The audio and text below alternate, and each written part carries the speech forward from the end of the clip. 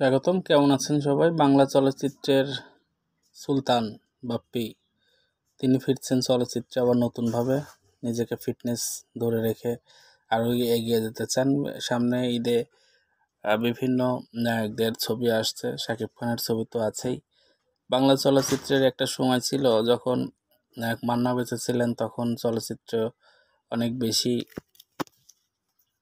প্রযোজক পরিচালকরা লগ্নি করতে ভালোবাসতেন, কারণ নায়ক মান্না প্রতিটা প্রযোজককে শূন্য হাতে ফিরিয়ে দিতেন না। তিনি সবসময় চলচ্চিত্রকে ভালোবেসে কাজ করছেন। কাজ শেষ হওয়ার পরেও তিনি মধ্যরাত পর্যন্ত মিটিং করতেন পরিচালক প্রযোজকদের সাথে, কার কী সমস্যা সেটা জানতেন। আপাদমস্তকে তিনি একজন চলচ্চিত্রপ্রেমী ছিলেন।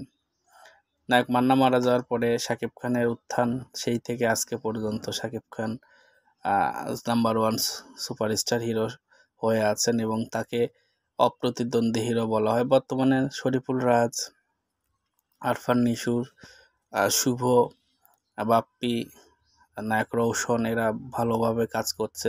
চিত্রনায়ক সিয়াম আছেন, সাইমন সাদিকের মতো হিরোরা। এখানে উল্লেখ্য, রাজের বর্তমান চাহিদা একটু বৃদ্ধি পাওয়াতে তিনি অনেক ভালো ভালো কাজ করছেন। এছাড়াও রাজের আরও বেশ কিছু চলচ্চিত্রের খবর আপনারা অচিরেই অল্প অল্প করে জানতে পারবেন। তিনি স্বস্তিকার সাথে একটি চলচ্চিত্রে কাজ করছেন। স্বস্তিকা মানে সেই ইন্ডিয়ার ওপার বাংলার তুমি আছো সবার উপরে তুমি ছবিতে শাকিব খানের সাথে কাজ করেছিলেন। তিনি অবশ্য বরাবরই আপনার জিতের সাথে কাজ করত, জিতের ঘরানার নায়িকা।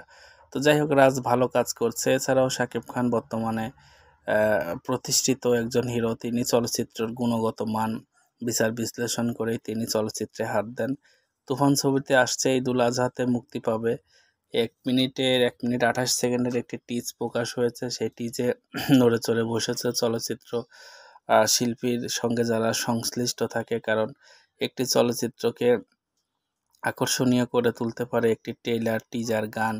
চলচ্চিত্রটা কেমন হবে, নির্মাণটা কেমন হয়েছে, অনেক বোদ্ধারা এটা নিয়ে অনেক বেশি রিসার্চ করতে পারেন এবং যারা ছবি দেখতে চান তারা তাদের এই টিজগুলো দেখে বা ট্রেলার জ্ঞান দেখে চলচ্চিত্রকে বিচার বিশ্লেষণ করতে পারেন।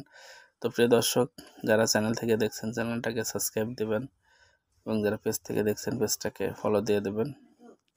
তো সম্মানিত দর্শক, আপনাদের সাথে থাকতে চাই, আপনাদেরকে নিয়েই পথ চলতেছে। আপনারা যারা এখনও চ্যানেলটাকে সাবস্ক্রাইব করেন অবশ্যই চ্যানেলটাকে সাবস্ক্রাইব করবেন। শাকিব খান সহ বাংলা চলচ্চিত্রের অন্যান্য হিরোদের নিয়েও আমরা কথা বলতে চাই। আসছে ঈদের ছবির খবর জানতে চাইলে অবশ্যই চ্যানেলটাকে সাথে রেখে দেবেন, কারণ একটি কমেন্টস করে জানিয়ে দেবেন কেমন ভিডিও চান। ধন্যবাদ সবাইকে।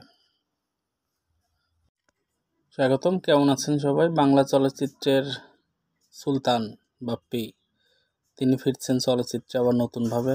নিজেকে ফিটনেস ধরে রেখে আরও এগিয়ে যেতে চান। সামনে ঈদে বিভিন্ন নায়কদের ছবি আসছে, শাকিব খানের ছবি তো আছেই। বাংলা চলচ্চিত্রের একটা সময় ছিল যখন নায়ক মান্না বেঁচে ছিলেন, তখন চলচ্চিত্র অনেক বেশি প্রযোজক পরিচালকরা লগ্নি করতে ভালোবাসতেন, কারণ নায়ক মান্না প্রতিটা প্রযোজককে শূন্য হাতে ফিরিয়ে দিতেন না। তিনি সবসময় চলচ্চিত্রকে ভালোবেসে কাজ করছেন। কাজ শেষ হওয়ার পরেও তিনি মধ্যরাত পর্যন্ত মিটিং করতেন পরিচালক প্রযোজকদের সাথে, কার কী সমস্যা সেটা জানতেন। আপাদমস্তকে তিনি একজন চলচ্চিত্রপ্রেমী ছিলেন।